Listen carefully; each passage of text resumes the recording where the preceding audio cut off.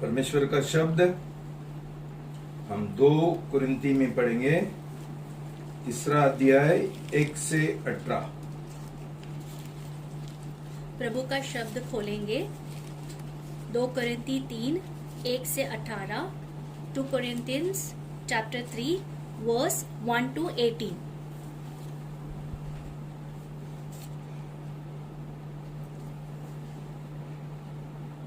सब साथ में मिलकर पढ़ेंगे। क्या हम फिर अपनी प्रशंसा करने लगे, या अन्य व्यक्तियों की तरह क्या हमें भी तुमसे प्रशंसा पात्र लेना अथवा तुम्हें देने की आवश्यकता है?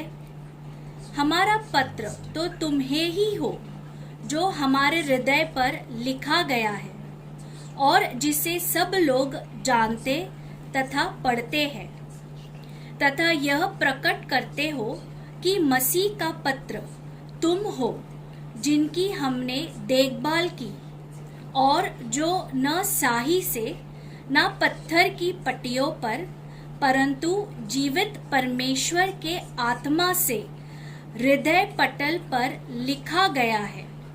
और मसीह के द्वारा परमेश्वर पर हमें ऐसा ही भरोसा है, यह नहीं कि हम अपने आप में इस योग्य है कि समझे कि स्वयं कुछ कर सकते हैं, पर हमारी योग्यता तो परमेश्वर की ओर से है, जिसने हमें नई वाचा के सेवक होने के योग्य बनाया, अक्षर की वाचा नहीं परंतु आत्मा की, क्योंकि अक्षर तो मरता है परंतु आत्मा जिलाता है, मारता है, नॉट मरता है लेकिन मारता है। आगे। परंतु यदि मृत्यु की वह वाचा जिसके अक्षर पत्थर के पटलों पर अंकित है, इतने तेजस्वी रूप में आई कि इज़राइल की समानता भी मूसा के चेहरे के तेज को, जो घटता जा रहा था, एकटक होकर ना देख सकी, तो फिर आत्मा की वाचा और अधिक तेजों में क्यों ना होगी? क्योंकि जब दोषी ठहरने वाली वाचा तेजों में है, तो नीतिमत्वता ठहरने वाली वाचा और भी अधिक तेजों में है। वास्तव में वह जो तेजों में था, वह उस तेज के सम्मुख जो उससे बढ़कर तेजों में है, निस्तेज हो गया, क्योंकि यदि वह क्षण होने वाला तेजों में था, तो वह तो स्थिर है और भी अधिक तेजों में है।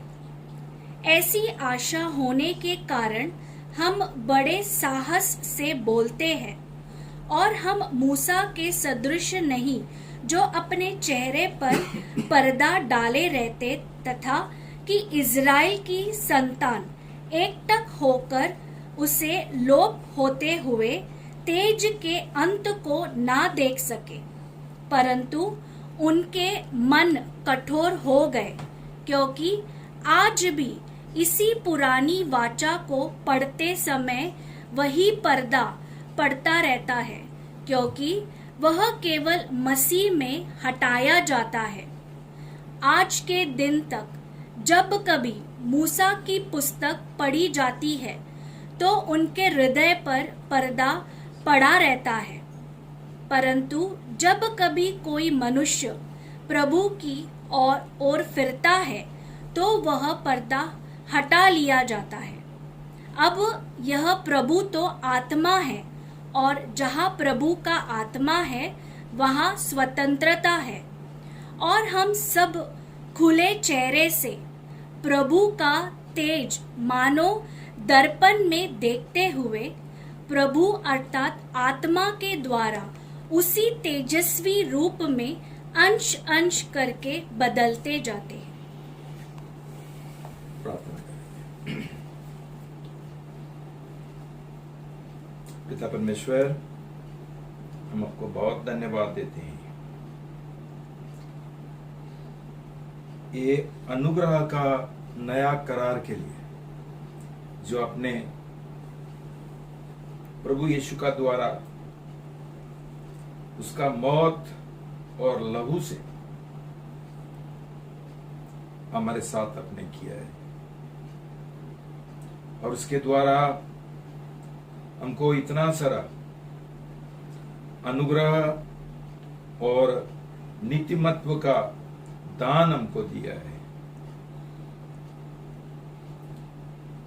आज मैं बहुत धन्यवाद देता हूं क्यों हमारा कलीसिया के लिए एक बहुत बड़ा दिन है कि आज ये अनुग्रह का करार के बारे में आप हमसे बात करने वाला है और पवित्र आत्मा के द्वारा हमसे समझाने वाला है, हमको प्रकाशन देने वाला है। इसलिए पिताजी हम प्रार्थना करते हैं कि इसके आगे हमारा कलीसिया कभी पहला का जैसा नहीं रहेगी। आप ये कलीसिया में एक बहुत बड़ा काम करने वाला है, एक जागृति और बेदारी आने वाला है और हमारा जीवन का परिवर्तन करने वाला है। इसलिए पिताजी मैं बहुत धन्यवाद देता हूं। ये प्रकाशन आपने मुझे दिया और मेरे द्वारा ये कलीसिया को दिया कि आपका अनुग्रह से हम क्या नहीं कर सकते हैं। इतना आसान हमारा जीवन अभी होने वाला है। पवित्रता हमारा जीवन में आने वाली है, पाप के ऊपर हमको विजय मिलने वाला है। मैं बहुत धन्यवाद देता हूं पिताजी और प्रार्थना करता हूं मुझे आपका अभिषेक देना, पवित्र आत्मा से भर देना, और आज ये संदेश सुनने वाले हैं उनको भी आशीर्वाद देना, उनको भी पवित्र आत्मा का प्रकाशन और बुद्धि और समझ देना, उनका मन खोल देना, दिल खोल देना, ये सच्चाई स्वीकार करने के लिए और उनको आशीष पाने के लिए। ये प्रार्थना यीशु का नाम से करते हैं, आमीन। बेटी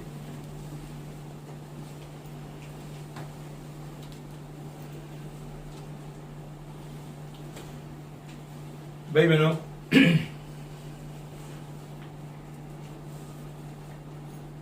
परमेश्वर ने ये कलीसिया को क्यों जैसी खास रीति से चुना है, बुलाया है और आशीर्वादित किया है, और नया नया सच्चाइयों के द्वारा हमको आशीर्वाद दिया है।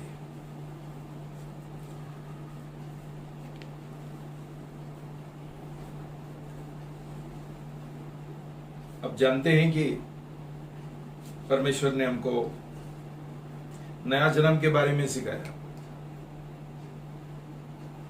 बहुत बड़ा सच्चाई जो लोग नहीं जानते थे, नहीं समझे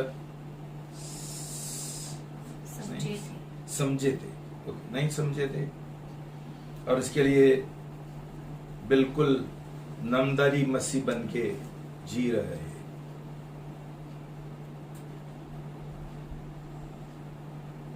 उसके बाद हमको किस रीति से सही बपतिस्मा लेना है वो भी आपने सिखाया है हमको, जिसमें ये 7 कदम उठाने का है।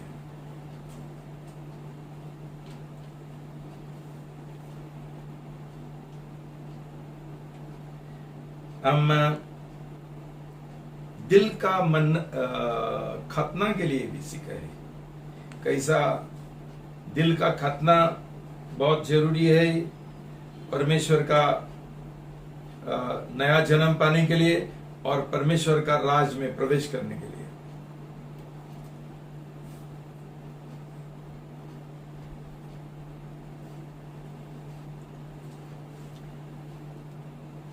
आज आप हमको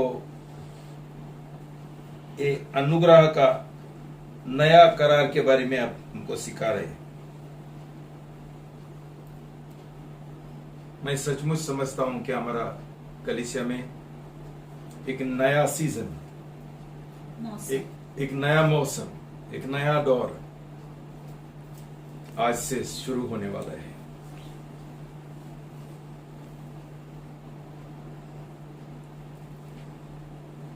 भाई बहनों, ऐसा नहीं है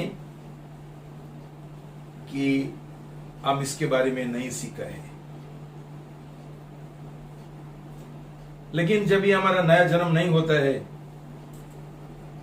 नमदरी मसीहों के पास पवित्र आत्मा नहीं है, उनको एक प्रकाशन नहीं मिलते, एक बुद्धि नहीं मिलता है, ये आत्मिक बातें जो है, सच्चाई जो है वो समझने के लिए। क्यों?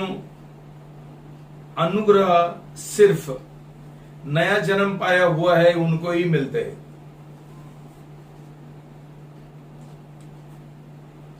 हमने देखा यूहन्ना 1:14 और 17, परमेश्वर का वचन बोलता है न्याय शास्त्र मूसा के द्वारा आया है, लेकिन अनुग्रह और सच्चाई प्रभु यीशु के द्वारा है।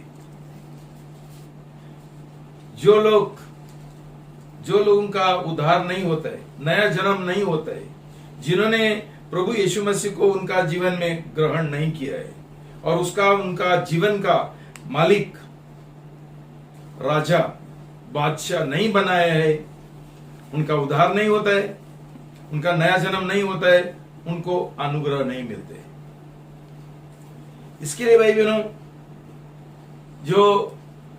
जिनका उद्धार नहीं हुआ, जिनका नया जन्म हुआ, तुमने ये अनुभव पाया होगा, तुमको सब कुछ कठिन लगते, पाप के ऊपर विजय नहीं मिलते। क्यों? गलत बपतिस्मा लिए है।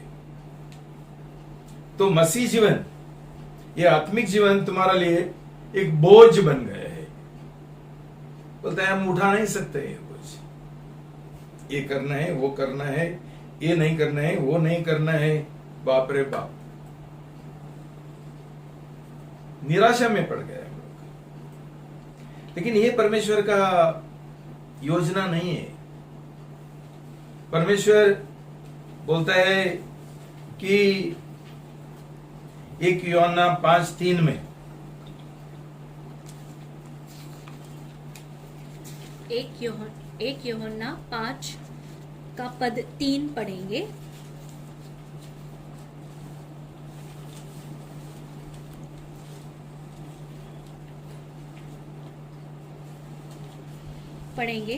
क्योंकि परमेश्वर का प्रेम यह है कि हम उसकी आज्ञाओं का पालन करें, और उसकी आज्ञाएं बोझेल नहीं है, कठिन नहीं है। भाई बहनों, हमको हमेशा ऐसा लगता है कि परमेश्वर का जो आज्ञा है वो कितना कठिन है, और जब भी हम ये आज्ञा तोड़ते हैं, बाद में हमारा उद्धार नहीं हुआ, इसलिए क्या करते हैं? हम बहाना देते हैं, सफाई करते हैं कि हमारा अंदर घमंड है, स्वयं है, हमारा उद्धार नहीं हुआ। भाई बहनों, ये सब जुड़ा है। नया जन्म का बिना हमारा मसीह जीवन शुरू भी नहीं होता है। तो इसलिए तुम्हारा निजी अनुभव के द्वारा तुमको मालूम पड़ा होगा क्या होगा भाई, किधर पहुंच गए हम लोग। हमको मालूम भी नहीं था ये जीवन इतना कठिन है, हम कभी मसीह नहीं बनते थे। ऐसा ही भी लोग बोलते हैं। क्यों? ये जो रहस्य है आत्मिक जीवन का, मसीह जीवन का, कोई जानता ही नहीं। कौन सा कलीसिया में सिखाते भी नहीं। तो इसलिए मैं प्रभु को धन्यवाद देता हूं कि आज उसने हमारे ऊपर इतना अनुग्रह दिखाया कि ये प्रकाशन हमको दिया, और इसके आगे हमारा कलीसिया में किसी को ही हक नहीं है, कोई अधिकार नहीं है नामधारी मसीह जीवन जीने के लिए, कि हम हमेशा 11 बजे आएंगे और चलते हैं, क्या फर्क पड़ता है, सीधा नरक।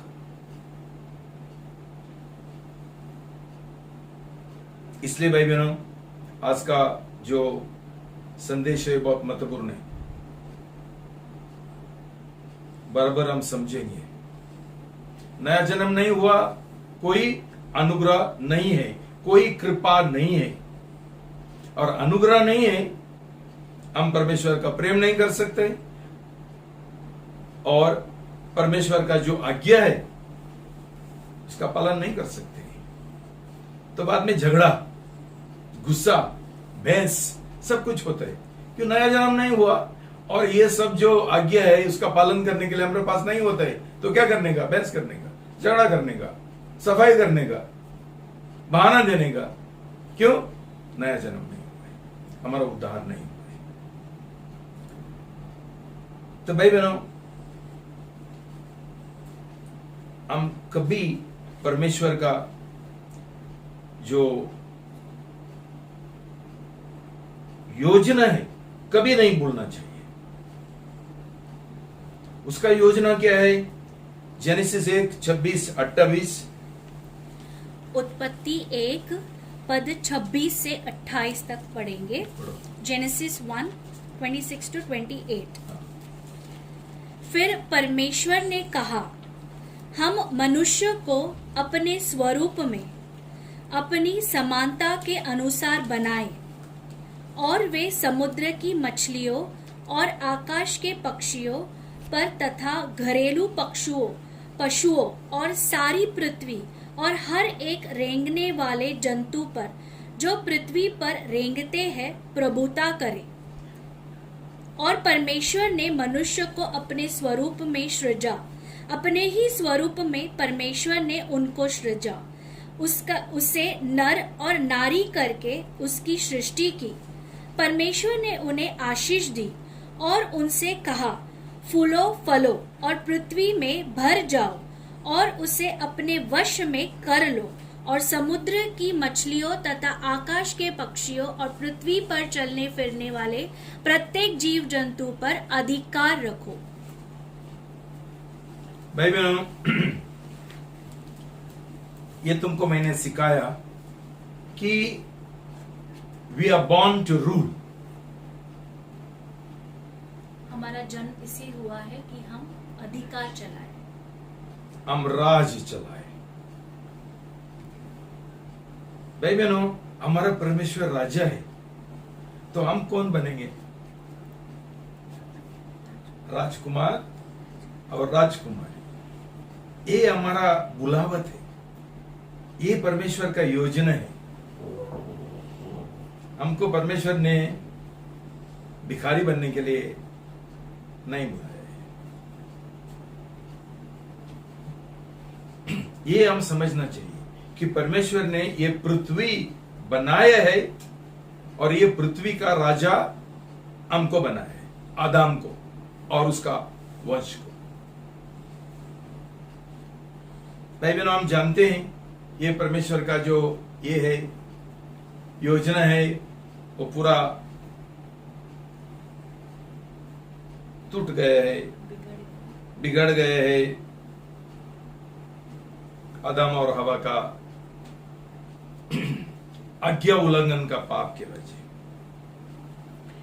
भाई बहनों, अभी परमेश्वर फिर एक बार हमको वही पद में लाना चाहते हैं।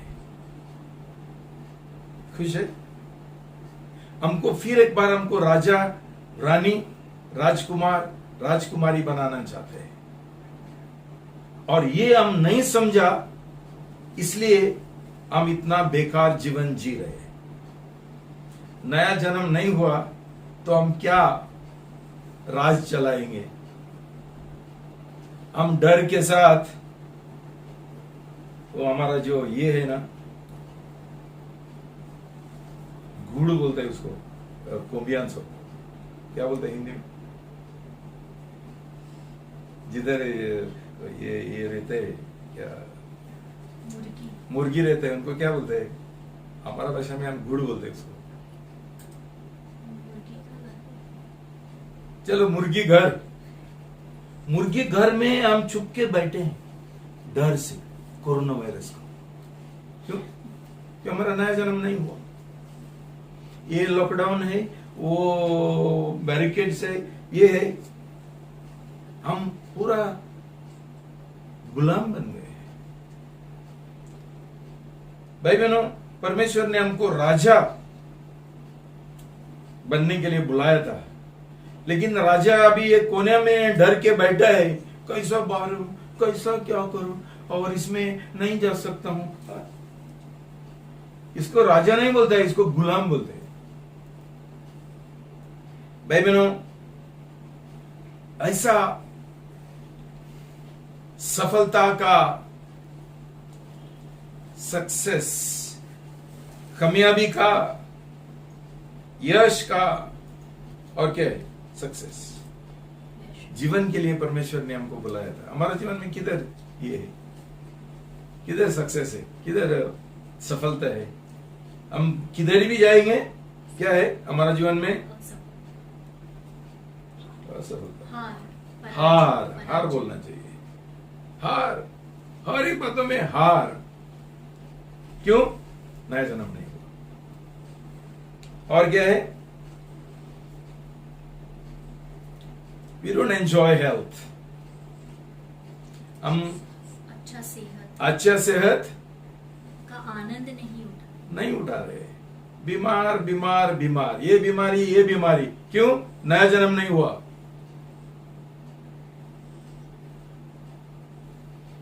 और ये हमको समझने के लिए बहुत कठिन लगते हैं कि ऐसा लोग हमको मिला नहीं है। क्यों? आज नया जन्म पाए हुए लोग ही नहीं, सब नामधारी मसीह हर एक कलीसिया में, पास्टर भी वैसा ही है, उनका विजय ही नहीं है उनका जीवन में। परमेश्वर नहीं चाहता है कि हम लोग भिखारी बने, कि हम गरीब बने, लाचार बने। लेकिन आज हमारा सब मसीह लोग लाचार है, बोलते पैसा नहीं, नौकरी नहीं, श्रापित है, नया जन्म नहीं हुआ। क्यों? नया जन्म के द्वारा भाई बहनों हम ऐसा जीवन जी सकते हैं जिधर भरपूरी है। हमने ये बात ना बहुत हल्का रूप से लिया है। नया जन्म, नया जन्म, नया जन्म। भाई बहनों, नया जन्म भी इतना आसान है, इतना आसान है, लेकिन शैतान ने वो सब गड़बड़ किया हमारा और हमको बहकवाया ये बातों में। वहां व्यवस्था विवरण 28 में क्या लिखा कि परमेश्वर ने हमको पुच्छ बनने के लिए नहीं बुलाया। क्या बनने के लिए बुलाया? हाँ, सिर बनने के लिए बुलाया। सिर बनने के लिए। आज हमारा मसीह लोग सिर है क्या? सब पूछे। ये हमारा जीवन है और शैतान हमको बहकवाता है कि तुम लोग मसीह, तुम लोग विश्वासी है। क्यों? रविवार को जाते हैं ना उधर ताली बजाने के लिए। भाई बहनों, प्रभु ये कलीसिया को बुलाते हैं, अभी यहां से लीडर पैदा होना चाहिए जो ये संदेश समझेंगे, स्वीकार करेंगे, पाएंगे, नया जन्म पाएंगे, अनुग्रह का जीवन जिएंगे और बाद में ये अनुभव पाने के बाद खुशी का चलो ना तो चुपचाप करते रहे। जो लोगों का जीवन में ऐसा सफलता का, कामयाबी का जीवन नहीं है, भरपूरी का जीवन नहीं है कि खड़े होकर बोल सकते हैं देखो परमेश्वर ने मुझे अच्छा सेहत से, आशीर्वादित किया। मेरे पास धन संपत्ति है। क्यों? मैं ऐसा साधारण आदमी नहीं हूं, मैं परम परमेश्वर का संतान हूं और मेरा करार है। जिधर बच्चा है उधर करार बोलेंगे। मेरा करार है। करार के द्वारा परमेश्वर ने मुझे गोद में लिया है, मुझे संतान बनाया है। ऐसा जीवन तुमको अच्छा नहीं लगता क्या? श्राप का जीवन जीना चाहिए, डर का, कमी का। तभी ये क्यों होता है हमारे जीवन में? क्यों? जब भी हम परमेश्वर का संतान नहीं है, हमें क्या है? बोलो जोर से बोलो। शैतान के गुलाम। शैतान का गुलाम। तो गुलाम को शैतान क्या करेगा?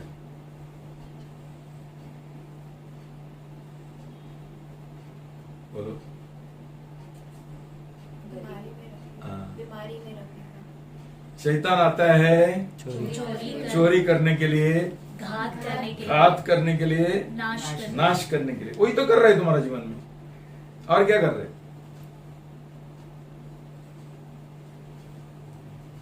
तुम्हारा जीवन जब भी बराबर नहीं चलता है ना, एक बंदा है जिसके ऊपर टोपी डाल सकते हैं। कौन है? हाँ हाँ, कौन है? शैतान नहीं है, मैं हूं। अरे मेरा नाम से ही चिल्लाता है ना सब लोग, मेरे ऊपर टोपी। क्यों? सब दोष पिताजी के। चल किसी को, भाई बहनों, जब तक हम नहीं जानेंगे ये मसीह जीवन क्या है, ये आत्मिक जीवन क्या है, हम ये शैतान का बंधन में है, शैतान का अंधकार में है, शैतान एक पर्दा डाला है और जो सच्चाई है और प्रकाशन है हम नहीं जानते हैं। एक अंधा को चलने के लिए होता है क्या? हाँ?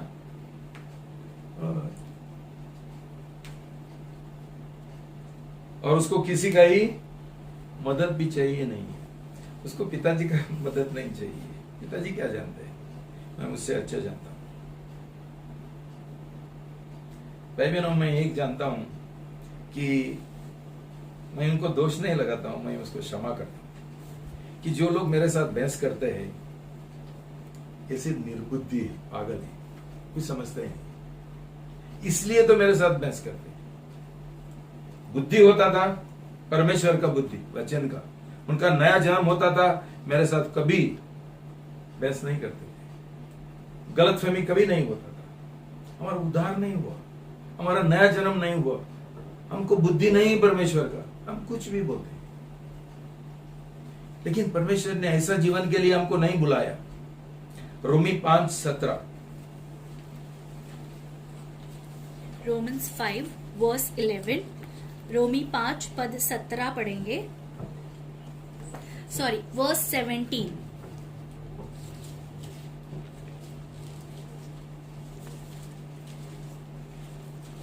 जब एक ही मनुष्य के अपराध के कारण मृत्यु ने उस एक ही के द्वारा शासन किया, इससे बढ़कर वे जो अनुग्रह और नीतिमत्वता के दान को प्रचुरित से पाते हैं, उसे एक ही यीशु मसीह के द्वारा जीवन में राज्य करेंगे। जय मसीह की। भाई बहनों, प्रभु का वचन बोलता है एक व्यक्ति ने आज्ञा उल्लंघन का पाप किया, इसके लिए पाप ये दुनिया में राज कर रहे हैं। पाप मतलब क्या है? पाप मतलब बीमारी, पाप मतलब गरीबी। पैसा नहीं है, इतना पैसा नहीं है मेरे पास, भिखारी। तेरा नया जन्म हुआ है क्या? नया जन्म हुआ है, लोग ऐसा बात नहीं करते। ये परमेश्वर का संतान है और उनके पास भरपूर पैसा है।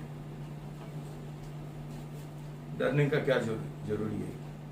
कोई राजकुमार ऐसा बात करता है क्या कि मेरे पास कोई पैसा नहीं है, जब भी उसका पिताजी बाप राजा है और वो खुद राजा है। नरेंद्र मोदी क्या भिखारी है क्या? वो बोलेगा मेरे पास कुछ नहीं, भरपूर है उसके पास पैसा।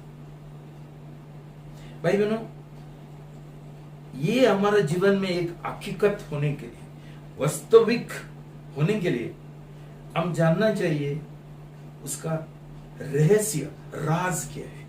राज ये है, नया जन्म। हम परमेश्वर का राज में प्रवेश करते हैं, हम परमेश्वर का संतान बन जाते हैं और परमेश्वर का पूरा जो जायदाद है, विरासत है, वो हमारा बन जाती है ना? ऐसा जीवन तुम देखते हैं क्या हमारा कलीसिया का जो लोग है उनका बीच में? ये मेरा शारीरिक जो बच्चे है, संतान है, वो इतना याव के साथ जी रहे हैं। याव का मतलब कॉन्फिडेंस और आश्वासन, हौसला कि हमारा डैडी अमीर है, हमारा डैडी धनवान है, हमको डरने का क्या जरूरी है? सही है इसे जो रोहन भाई बहनों, जब भी हम परमेश्वर का संतान बनते हैं, वो यह हमारे अंदर होना चाहिए। परमेश्वर मुझे कभी गरीब होने के लिए नहीं देगा, कभी बीमार होने के लिए नहीं देगा, कभी मुझे लज्जित नहीं करेगा।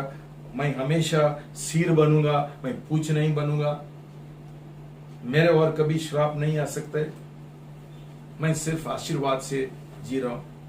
ये जीवन परमेश्वर चाहता है उसका बच्चों को। ये उसका प्लान था पहला ही से। और अभी क्या कर रहे हैं? वही जो योजना है जो बिगड़ गई थी, वापस पुनर्स्थापित करना चाहते। भाई बहनों, ऐसा सब कुछ हम सिखाते थे। ये हमारा जो बेचारी भाई बहन है जो दूसरा कलीसिया में जाता है, नहीं जानता है कुछ, नामदारी मसीह बन के है, क्या करेंगे? भाई बहनों, हमारा जीवन जब तक सुधरेगा नहीं, हम उनको क्या सुसमाचार प्रचार करेंगे? हम क्या उन लोगों को सिखाएंगे? तुम खड़े रहना ना, तुम खड़े रहना ऐसा जीवन जीने के लिए। इसको क्या बोलते हैं? इसको बोलते हैं वाटरफॉल, झरना। नहीं, वाटरफॉल इज नॉट झरना। वाटरफॉल क्या है ना? हाँ, दबदबा जो ऊपर से गिरता है। तू ये बंद कर सकता है क्या कभी? एक बार ऐसा ही हुआ, मेरे पास टाइम नहीं है। एक बार हम ऐसा पिकनिक में गया था, तो हम तो भी छोटे लोग थे, छोटे थे। तो एक हमारा बीच में एक ब्रदर था, एक भाई था। उसने बोला, किसी को बोलो ना ये बंद करने के लिए, हम जा रहे हैं घर पे। दबदबा बंद कर सकते हैं। परमेश्वर का अनुग्रह, परमेश्वर का आशीर्वाद, परमेश्वर का जीवन, ये दबदबा है। हम नहीं पिएंगे तो ये परमेश्वर का कसूर है क्या? ये हम पागल है इसलिए। उसने दिया, लेकिन हमको खाने के लिए नहीं आते, हमको पीने के लिए नहीं मिलते, उसका आनंद मानने के लिए हमको नहीं मिलते। क्यों? क्यों? एक ही प्रॉब्लम है हमारा, हम स्वयं को स्वयं नहीं छोड़ना चाहते, हम नम्र नहीं बनना चाहते। स्वयं को कभी क्रूस के ऊपर चढ़ाते हैं, कभी मर जाते हैं। कभी तो बपतिस्मा का तैयारी करते हैं ना, तो बोलो ना। नया जन्म के हाँ, जब भी हमारा नया जन्म होता है तभी हमारा स्वयं मरता है। आज तक हमारा स्वयं वैसा ही है, घमंडी ऐसी है, वही हमारा मुख्य समस्या है कि हमारा नया जन्म नहीं। जब ये नया जन्म होता है हम नम्र बनते हैं, हम अधीनता का जीवन जीते हैं। ये क्या बेकार जीवन है हमारा, जिसको हम मसीह जीवन, विश्वासी भी बोलते हैं। तो भाई बहनों, जैसा एक मनुष्य का पाप के द्वारा मृत्यु आ गया, वैसा ही दूसरा और एक मनुष्य के द्वारा, उसका आज्ञा पालन के द्वारा परमेश्वर ने हमको जीवन दिया। जितना मौत ये संसार में काम करता है, जितना पाप ये संसार में काम करता है, उतना ही परमेश्वर उसका अनुग्रह के द्वारा हमको उसका जीवन देना चाहते हैं, हमको आजादी देना चाहते हैं, हमको भरपूरी देना चाहते हैं, हमको विजय देना चाहते हैं। उतना ही आप मुझे बोलो, जिनको ऐसा जीवन नहीं चाहिए उनको कौन सा नाम है, क्या बोलेंगे लोगों को? हाँ, क्या बोलेंगे? कोई बोलते नहीं, मूर्ख ना, मूर्ख, पागल, एड़ा, और ये क्या बोलते उसको, अन्नाड़ी, भरपूरी है सामने, हमको नहीं चाहिए। सिर्फ हमारा घमंडी के लिए, सिर्फ हमारा स्वयं के लिए, जो मरा नहीं, कि हमारा नया जन्म हुआ नहीं, कि हमारा बपतिस्मा से ही नहीं हुआ। हम क्या ऐसा चलेंगे हमेशा, मैं मसीह हूं, मैं विश्वासी हूं, हाँ, तू नहीं ये करते है, मानते है कि मैं विश्वासी, कि तू अविश्वासी। तुमको मालूम नहीं पड़ता क्या तुम लोग अविश्वासी है? तुम्हारा जीवन का जो फल है उसको देखो ना। नया जन्म पाए हुए लोग कैसा होना चाहिए? हर एक बातों में टॉप, हर एक बातों में टॉप। मतलब क्या है? सेहत में टॉप, पैसा में टॉप, और हर एक आशीष में टॉप। कि दूसरा लोग, ये सुसमाचार है, दूसरा लोग आके हमसे पूछेगा तेरा जीवन का रहस्य क्या है? मेरे पास बहुत है लेकिन टाइम नहीं है। एक सिस्टर जाती थी इधर खारघर में, तो दूसरा एक सिस्टर आके उससे बोला मेरा जीवन में ये समस्या है, ये समस्या है, और ये है, मेरा पति ऐसा करता है, वैसा करता है। मेरा भी पति वैसा ही करता है, मेरा जीवन में भी यही समस्या है। ये सुसमाचार है क्या? मैंने तुरंत निकाल दिया उसको खारघर से। भाई बहनों, हम गवाह का रूप से हम खड़े रहने के लिए हमारे पास नहीं होता है। हम दूसरे लोगों को हमारे जीवन के द्वारा प्रोत्साहन नहीं कर सकते। क्या सुसमाचार प्रचार करेंगे हम लोग? तेरा जीवन में ऐसा है, मेरा जीवन में भी ऐसा है।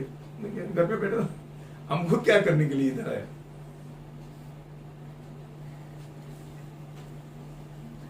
तो प्रभु यीशु के द्वारा, देखो भाई बहनों, हम पापी नहीं है क्यों हमने पाप किया, ये समझ लो। हम पापी नहीं है क्यों हमने पाप किया। हम क्यों पापी है? आदम ने पाप किया इसलिए हम पापी है। भाई बहनों, प्रभु यीशु मसीह ने ये पाप का दाम चुकाया क्रूस के ऊपर, और हमको नित्यमत्व का दान दिया। ये दान हमारा पुण्य के लिए नहीं है, हमारा स्वयं प्रयत्न के लिए नहीं है, हमारा स्वयं भला काम के लिए नहीं है। सिर्फ प्रभु यीशु मसीह का, उसका नित्यमत्व के लिए, उसका नित्यमत्व हमको मिल गया, उसका जीवन हमको मिल गया। जो जितना पाप ने ये दुनिया में राज चलाया, मृत्यु लाया, ये कोरोना वायरस लाया, उतना ही प्रभु यीशु मसीह का नीतिमत्व के द्वारा हमको भरपूरी जीवन मिल सकता है, हमको अच्छा सेहत मिल सकता है, हमको अच्छा धन संपत्ति मिल सकता है, हमको हमारा जीवन में हर एक बातों में टॉप सक्सेस, सफलता, कामयाबी, विजय क्या वैसे और पाप के ऊपर विजय सबसे बड़ा। कितना हम लोग हमारा पाप के और के लिए संघर्ष करते हैं, हमारा नम्र बनने के लिए, अधीनता का जीवन जीने के लिए, और हर एक बातों में हमारा जो मन में जो ये है गलत सोच विचार है, गलत फहमी है, कितना हम संघर्ष करते हैं। क्यों? हमारा नया जन्म नहीं हुआ है। समझ गया? तो भाई बहनों, तुम्हारा जीवन का अनुभव से मसीह जीवन कैसा है ये समझ लो मत। तुम एक अच्छा उदाहरण नहीं है, तो हम नहीं बोल सकते हैं मसीह जीवन कैसा है तो मेरा जीवन को देखो। नहीं, हमारा जीवन बेकार है। जब तक तुम्हारा नया जन्म नहीं होगा, और जब तक जो आज मैं तुमको सिखा रहा हूं अनुग्रह का तुम फायदा नहीं उठाएंगे, कुछ नहीं होने वाला है।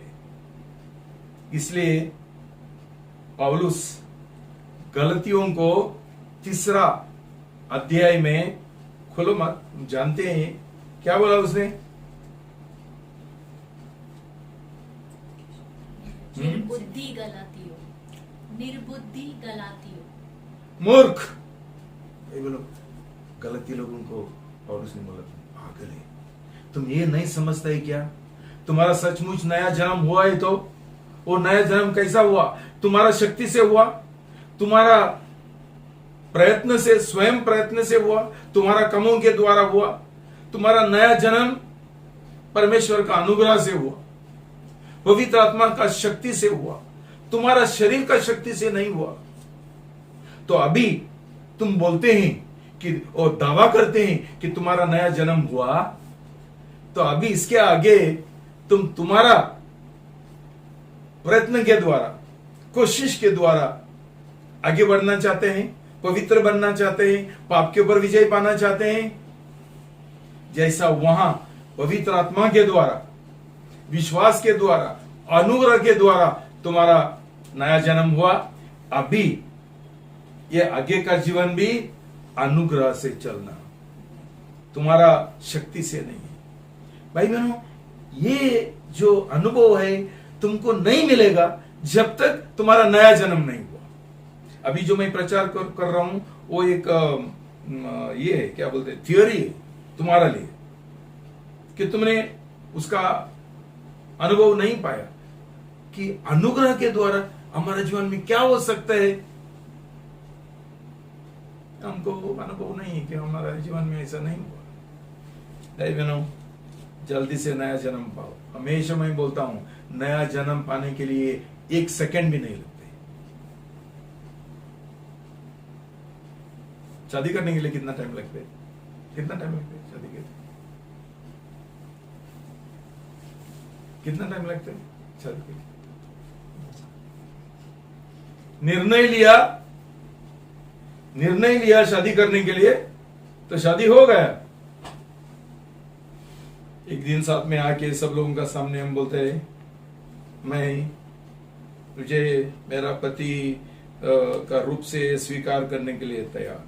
दूसरा बोलता है, मैं तुझे मेरा पत्नी का रूप से स्वीकार। शादी हो गया। कितना टाइम लगा? कितना टाइम लगा? ऐसा नया जन्म नहीं हो सकते क्या? हमारा इसलिए नया जन्म नहीं सोचता है कि क्यों हम हमारा स्वयं को, वो जो मैं है, वो प्रभु का हाथ में देने के लिए तैयार नहीं है।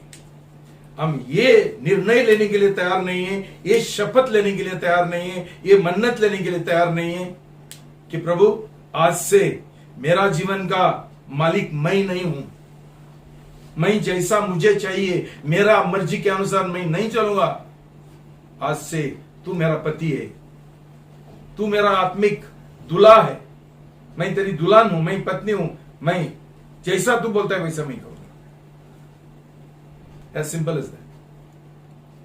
मेरी इच्छा मैं आपका हवाले में कर देता हूं। मैं कभी I live but not I, मैं जी रहा हूं लेकिन मैं नहीं जी रहा हूं। अभी मैं आपको बुलाता हूं मेरा जीवन में, ताकि मेरा जीवन का पूरा कब्जा, पूरा ताबा, पूरा अधिकार तेरा हाथ में सौंप देता हूं। हो गया नया जन्म। उसके बाद हम बपतिस्मा लेते हैं, लेकिन हम सब कुछ दुनिया में छोड़ने के लिए, त्यागने के लिए तैयार नहीं है प्रभु के वाजे, कि आज से मैं प्रभु का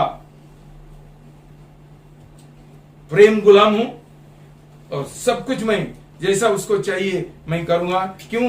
मेरे अंदर इतना विश्वास है कि मेरा प्रभु यीशु मुझे कभी छोड़ेगा नहीं, कभी त्यागेगा नहीं। वहां व्हाट्सएप डाल के क्या फायदा? तो प्रभु मुझे कभी छोड़ेगा नहीं, तेरे को पहला छोड़ेगा।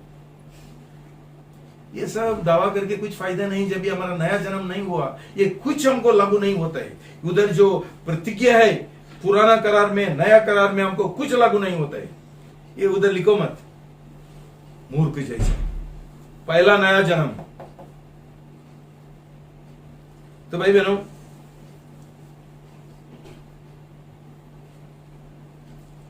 दो कोरिन्थी 3 हमने पढ़ा है ना। जितना जल्दी कर सकता हूं मैं समझाऊंगा तुमको। भाई बहनों, 2 कोरिन्थी 3 हमको क्या बोलते हैं कि 2 करार है। बराबर सुन, 2 करार है। एक करार नियम शास्त्र का, दूसरा करार अनुग्रह का। Covenant of law, covenant of grace. नियम शास्त्र का करार मूसा के द्वारा मिला, नया करार अनुग्रह का करार हमको प्रभु यीशु के द्वारा मिला। तो जब तक हम एक करार में प्रवेश नहीं करेंगे, हम हमेशा नियम शास्त्र का करार में रहेंगे। जो लोगों का उद्धार नहीं हुआ, ये नियम शास्त्र का करार में है। क्यों? ये नियम शास्त्र का जो आज्ञा है उसका पालन करना चाहते हैं। क्यों इब्रानी लोग, यहूदी लोग क्यों फेल हो गया? क्यों? नियम शास्त्र के पास कोई शक्ति नहीं है। क्यों यहूदी लोग फेल हो गया? क्यों? ये पुराना जो करार है उसका नियम शास्त्र पत्थर के ऊपर लिखा था। 10 टेबलेट्स, क्या बोलते हैं, पट्टियों के लिखा था। और ये जो आज्ञा, 10 आज्ञा लिखा था, उसमें कोई शक्ति नहीं था ये लोगों को वो पाप के ऊपर विजय पाने के लिए। देखो, पौलुस बोलता है, मैं नियम शास्त्र में एक पंडित हूं, लेकिन मुझे कभी, मैं सब कुछ जानता हूं, नियम जानता हूं, नियम शास्त्र जानता हूं, लेकिन मुझे कोई पाप के ऊपर विजय नहीं मिला। रोमी 7 में वो बोलता है, मैं जानता हूं ये पाप है, ये गलत है, लेकिन जानता हूं, लेकिन मैं वही करता हूं। बोलता है, मैं जानता था कवटसनेस इज सिन, लोभ, लालसा पाप है, लेकिन मुझे उसके ऊपर विजय नहीं मिला।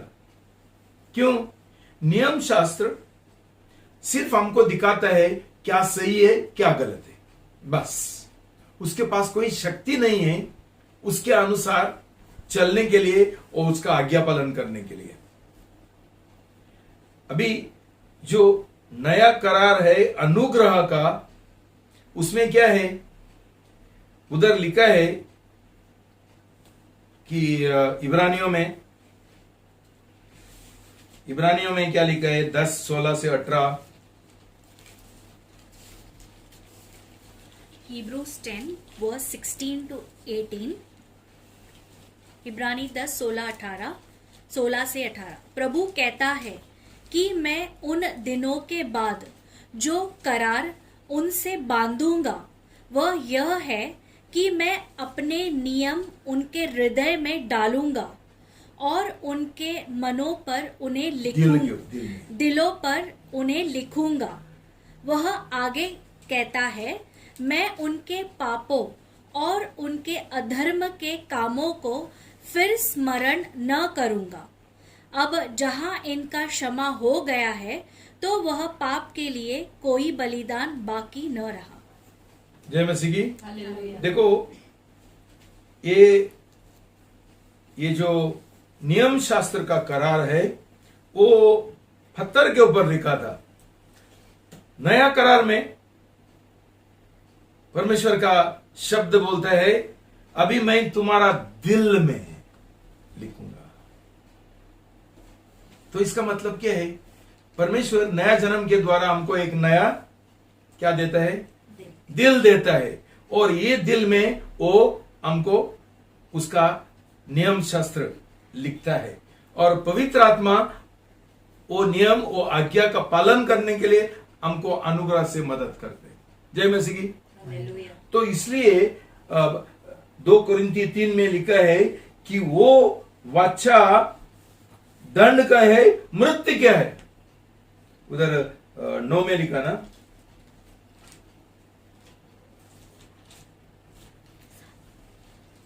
सॉरी 7 में लिखा है। पढ़ो फिर एक बार। पद 7, 2 कोरिन्थी 3 का पद 7। परंतु यदि मृत्यु की वह करार जिसके अक्षर पत्थर के पाटलों पर अंकित है इतने महिमा में रूप में आई कि इज़राइल की संतान भी मूसा के चेहरे के तेज को जो घटता जा रहा था एक टक होकर ना देख सकी। ओके, आगे। पद 8, तो फिर आत्मा की करार और अधिक महिमा में क्यों ना होगी?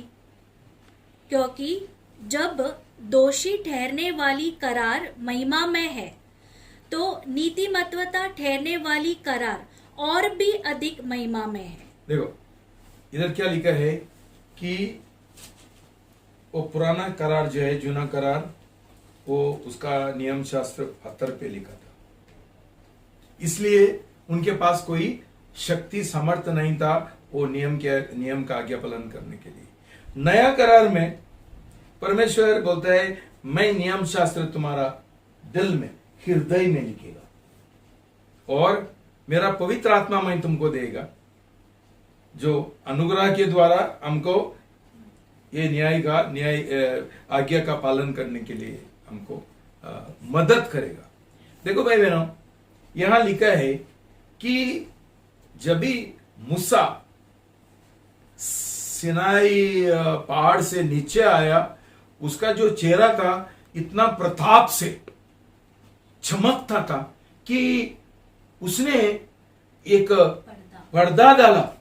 क्यों? ये लोगों के पास देखने के लिए नहीं होता था वो प्रताप। तो प्रभु का पौलुस बोलता है कि जूना करार का, मूसा का करार का, मौत का करार का, दंड का करार में इतना प्रताप है, तो जो नया करार है जीवन का, उसका प्रताप कितना और बड़ा हो जाएगा, ज्यादा हो जाएगा, महिमामय हो जाएगा। भाई बहनों, ये महत्वपूर्ण है कि हम ये जो नियम शास्त्र का जो करार है, जो नया जन्म से पहले होता है, वो छोड़कर हम नया करार में प्रवेश करें, नया जन्म के द्वारा, सही बपतिस्मा के द्वारा, मन्नत और शपथ के द्वारा। तो ये जीवन कितना महिमामय होगा, कितना शक्तिशाली होगा, कितना यशस्वी होगा, कितना सफल होगा, हम सोच भी नहीं सकते। ये पौलुस हमको बताना चाहते हैं। एक तुमको उदाहरण देना चाहता हूं।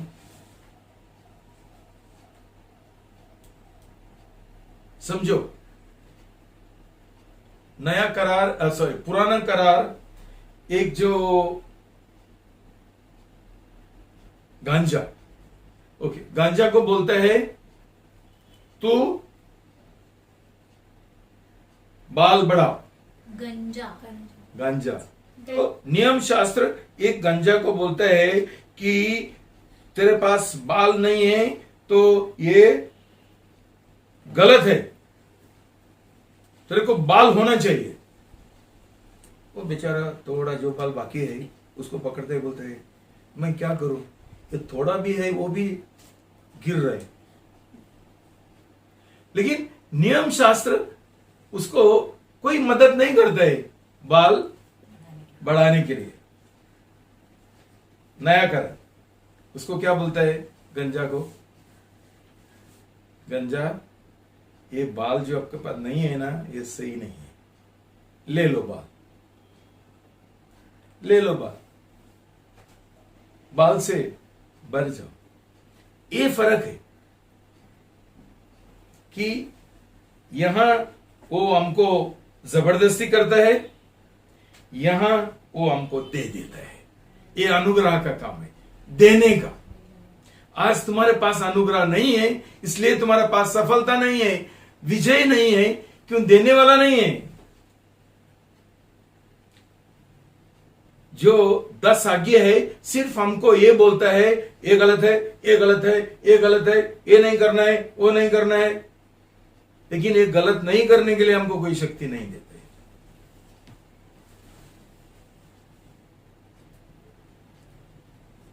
पुराना करा, जूना करा,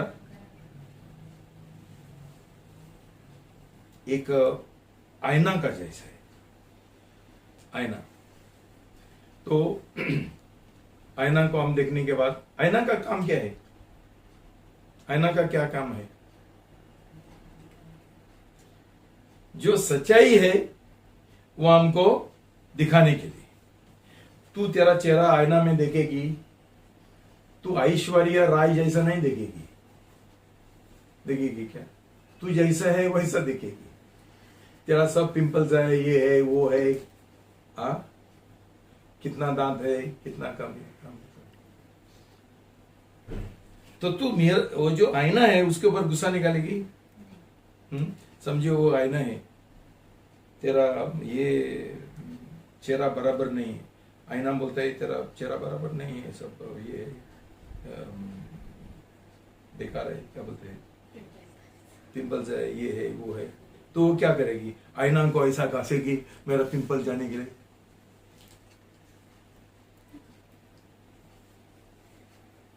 दस आज्ञा एक आईना है जो हमको दिखाता है हम क्या करना है, मेरा जीवन कैसा है, ये सब दिखाते है। मैं झूठ बोलता हूं, मेरा अंदर घमंडी है, मैं ये गलत करता हूं, मैं चोरी करता हूं, ये झूठ बोलता हूं। उसके बाद क्या कर सकते हैं? वो कुछ नहीं कर सकते। वो बोलते हैं मैं झूठ नहीं बोलना चाहता हूं, मैं ये नहीं करना चाहता हूं। क्या करे? कोई शक्ति है नहीं। लेकिन नया जन्म पाने के बाद जब ये जो घमंड का और स्वयं का जो जड़ है वो उखाड़ने के बाद, पवित्र आत्मा का शक्ति हमको मिलने के बाद, अनुग्रह हमको मिलने के बाद, एक इसमें हमको चुटकी में हमको हर एक पाप के ऊपर विजय मिल सकता है। जो हम इतना सालों से संघर्ष करता था, नया जन्म होने के बाद हमको बिल्कुल विजय मिलते है। तो भाई बहनों, शैतान हमको कैसा बहकवाता है, हर एक जन को हमको डराता है, तेरे पास नहीं होगा, मैं कैसा ये करूं, मैं कैसा करूं, मतलब सब कुछ मेरा शक्ति के ऊपर निर्भर है। इसलिए सब लोग नया जन्म नहीं पाना चाहते कि ये मेरे पास नहीं होते, ये मेरे, अरे यार तेरे को किसने बोला ये सब करने के लिए। चलो वो मेरा उदाहरण तुमने सुना होगा कि अमेरिका जाने गए,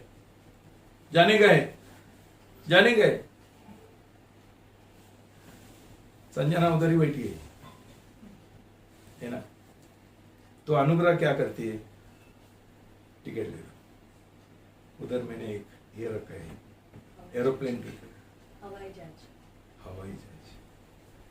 इधर बैठो, कठिन है क्या? परमेश्वर का वचन बोलता है मेरा आज्ञा कठिन नहीं है। लेकिन शैतान हमको डराता है, इसलिए हम नया जन्म नहीं पाना चाहता है कि हम सोचते हैं कि ये सब कुछ हमारा शक्ति से हमको करना पड़ेगा। भाई बहनों, कभी मुझे ये आता है, क्या बोलते हैं उसको, हाँ, बाको, इचकी। कितना सारा पानी पियो, कोई बोलता है ऐसा करो, कोई बोलता है ऐसा करो, कुछ भी करो, जाते ही नहीं। भाई बहनों, जब भी इचकी चले जाती है और तेरे को मालूम भी नहीं है, वो अनुग्रह है। तो तू सोचने को लगता है यार इचकी कभी बंद हो गया? मैं हमेशा झूठ बोलता था, कभी बंद हो गया मेरा झूठ? लोग ऐसा ये देता है ना, क्या गवाही देता है, मैं इतना गाली देता था, कहीं दे एक दिन में एक भी गाली नहीं आता है मेरा। किसका काम है? अनुग्रह। ये हम समझा नहीं है, इसलिए इतना सारा लोगों का उद्धार इसलिए नहीं होता है कि उधर बैठा है और सोचता है ये सब कुछ मैं कैसा करेगा, ये नहीं होता है मेरे पास, वो नौकरी छोड़ दो, नहीं होता है मेरे पास। भाई बहनों, पाप के ऊपर ऐसा विजय मिलता है अनुग्रह से, जब भी हमको मालूम भी नहीं है कभी मेरा पाप के ऊपर मुझे विजय मिला। लेकिन हम सोचते बैठेंगे और बहुत कोशिश करिए, अभी घर पे जाके मम्मी को डैडी को अभी झूठ नहीं बोलने का कोशिश करेगा, हमें फटच करके झूठ आता है, गाली आते है, सब कुछ आता है। क्या हो गया? नया जन्म नहीं हुआ, अनुग्रह नहीं है, पवित्र आत्मा का दान नहीं मिला है। भाई बहनों, आज इतना शैतान ने हमको बहकवाया कि हमारा उद्धार हो गया, और कई लोग अन्य भाषा में प्रार्थना करते हैं, सब झूठ है। लेकिन नया जन्म नहीं, इसलिए उनको पाप के ऊपर विजय नहीं मिलता। एक नया जन्म पाया हुआ व्यक्ति को हम देखेगा तो देखने से ही मालूम पड़ता है उसका उद्धार हो गया। वो इतना परमेश्वर का आग से भरा है, उसको संसार का कोई लेना देना नहीं है, वो उसके अंदर इतना आजादी है, उसके अंदर कोई चिंता नहीं है, वो हमेशा प्रताप से भरा है, आनंद से भरा है, शांति से भरा है, उसको कोई चिंता नहीं। मेरा स्वर्गीय पिताजी, वो मेरे लिए सब कुछ ये करते, वो कभी ये नहीं कंप्लेन नहीं करते मेरे पास पैसा नहीं है, तू क्या करेगा, तेरे पास पैसा नहीं है कि तू श्रापित है, तेरा उधार नहीं। भाई बहनों, ये अनुग्रह का काम है, और अनुग्रह ही ये पाप के विरुद्ध एंटीडोट है। उसको हिंदी में लिखा है विषहर औषध, विषहर औषध। मतलब किसी को कोई पॉइजन पिया, जहर पिया, तो डॉक्टर क्या करते हैं, उसको एंटीडोट देते हैं, अभी ये पियो, मतलब उसके विरुद्ध, और उसका जो जहर है वो चले जाते हैं। भाई बहनों, हमारा जीवन में जो पाप है उसके लिए एंटीडोट, विषहर औषध क्या है? अनुग्रह, जो हमको नया जन्म पाने के बाद, सही बपतिस्मा लेने के बाद तभी हमको मिलता है पवित्र आत्मा का शक्ति। इसके लिए पौलुस बोलता है ना, I can do all things in Christ Jesus who strengthens me। मैं सब कुछ कर सकता हूं प्रभु यीशु में जो मुझे शक्ति देता है। कभी होता है नया जन्म के बाद, आज हम बोल सकते हैं, हम हमारा शक्ति के बारे में नहीं बोल रहे, हम बोलते हैं जो प्रभु यीशु मुझे देता है, मैं कुछ भी कर सकता हूं। बोलो क्या करने के? ये हमारा जीवन होना चाहिए। समझ गया? थोड़ा प्रोत्साहन मिला है क्या? नया जन्म पाओ, नया जन्म। ऐसा ही बोलो मत। देखो, मैं लोगों को क्यों नहीं बोलता हूं तुम्हारा नया जन्म नहीं हुआ, उनको बहुत अपमान होता है। पिताजी सोचता है मैं अविश्वासी हूँ, लेकिन मैं सोचता हूँ मैं विश्वासी। कौन सा बाजी किधर है? फिर भी जो लोग अभी भी सोचते हैं नया जन्म हुआ, फिर एक बार जांच लो कैसा है। विजयी का जीवन है और फेलियर, हार का जीवन है। उसका फल हमारा दिन प्रतिदिन जीवन में दिखना चाहिए, है ना? तो भाई बहनों, इसके आगे हम नियम शास्त्र का गुलामी में नहीं रहना चाहिए। जब भी परमेश्वर ने यीशु मसीह के द्वारा हमको एक नया एक आजादी दिया, उसका मौत के द्वारा, उसका लहू के द्वारा, पवित्र आत्मा का हमको दान दिया। अभी क्यों हम नियम शास्त्र में का बंधन में लेना है? नियम शास्त्र में हम का बंधन में रहेंगे, हम कभी पवित्र नहीं बनेंगे। इसलिए लोग पवित्र नहीं बनते हैं। कौन सा है भी कलीसिया में? क्यों? जितना तू बोलेगा ये गंजा को कि तू ऐसा करना है, तेरा बाल ऐसा होना है, ये होना है, अंत में ना वो क्या करेगा ना, फांसी लेगा। ये तो काम नहीं होने वाला है मेरे पास, तो क्या करने का? फांसी लेगा। इसलिए लोग निराशा में जी रहे हैं कि उनका नया जन्म नहीं हुआ और उनके पास पवित्र आत्मा का शक्ति नहीं है, उनके पास अनुग्रह नहीं है, इसलिए उनको विजय नहीं मिलते। तो भाई बहनों, उनको बोल के 10 आज्ञा उसका सिर के ऊपर तपाके ठोक के कुछ नहीं होने वाला है। तो कलीसिया में मैं तुमको ये बोल के ऐसा नहीं करना है, वो नहीं करना है, कुछ नहीं होता है और पापी बन जाते हैं। सालों से ऐसा ही हुआ। इसलिए ये नया दौर है हमारा कलीसिया में, एक नया परमेश्वर का एक दान है, एक आशीर्वाद है कि उसने हमको ये अनुग्रह का जीवन के बारे में सीखने के लिए हमको एक मौका दिया और हमको एक प्रकाशन दिया।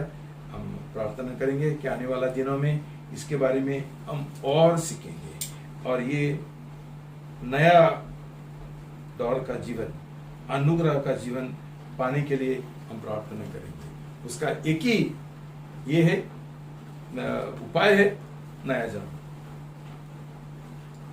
जय मसीह की। प्रभु तुमको आशीर्वाद। प्रार्थना करेंगे। पिता परमेश्वर, मैं आपको बहुत बहुत धन्यवाद देता हूँ।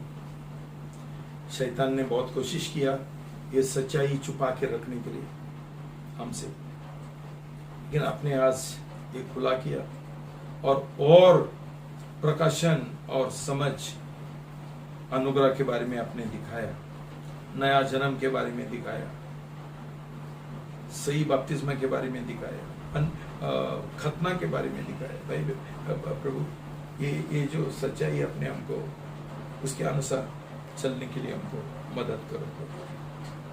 हम मूसा का करार में नहीं जीना चाहते, हम प्रभु यीशु मसीह का नया करार में प्रवेश करना चाहते हैं। नया जन्म के द्वारा हमारा आंखें खोल दो, हमारा दिल खोल दो और हमको एक इच्छा दो प्रभु।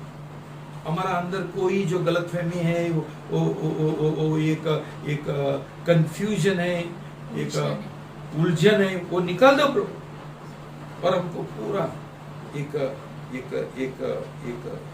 ज्योति दे दो, उजाला दे दो प्रभु। ये नया सच्चाई के बारे में, नया जन्म और अनुग्रह के बारे में समझने के लिए बुद्धि दे दो प्रभु, और साथ साथ हमको एक पवित्र आत्मा का शक्ति दे दो प्रभु, हाँ बोलने के लिए कि मैं तैयार हूं, मुझे ऐसा जीवन चाहिए। हर एक जो शैतान का बकवास है वो निकाल दो प्रभु, झूठ है वो निकाल दो प्रभु। धन्यवाद देता हूं प्रभु कि ये ऐसा जीवन हम जी सकते हैं। प्रभु यीशु में हमारे लिए कुछ कठिन नहीं है प्रभु। हर एक जन को प्रभु आप प्रोत्साहित करना प्रभु, आज सब लोगों को कि हम तैयार है, ये जो 7 कदम है नया जन्म के लिए हम तैयार है ये उठाने के लिए। मेरे पास होता है नहीं होता है वो कभी देखेंगे नहीं प्रभु, आपका जो सच्चाई है, आपका जो जो जो शक्ति है और अनुग्रह है, उसके ऊपर निर्भर होते हुए हम ये कदम उठाने के लिए तैयार है और सही रीति से बपतिस्मा लेने के लिए तैयार है, ताकि उसके द्वारा हमारा नया जन्म हो और हम परमेश्वर का राज में प्रवेश करें और परमेश्वर का संतान बने और उसका पूरा आशीष और फायदा हमको मिले। धन्यवाद, आप ऐसा हमारे जीवन में करता है और आने वाला दिनों में हम ये आपका चमत्कार हमारे जीवन में हम देखेंगे। हमारा जीवन का परिवर्तन हो जाएगा, हमारा दिल का परिवर्तन हो जाएगा। प्रभु ये हमारा प्रार्थना है और ये अपने हमारा प्रार्थना सुन लगे। आज से धन्यवाद, यीशु का नाम से प्रार्थना करते हैं, आमीन।